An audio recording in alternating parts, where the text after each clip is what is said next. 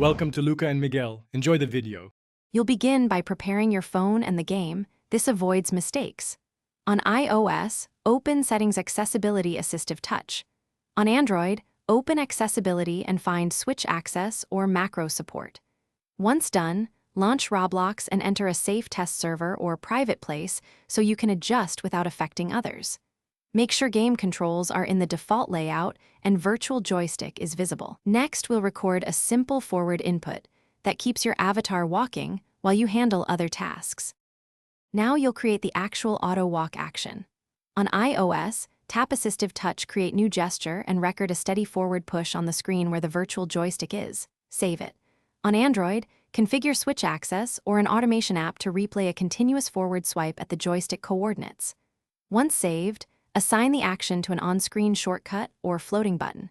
Then run the gesture while Roblox is active. If movement is too slow or stops, tweak the gesture length and touch position until motion is smooth.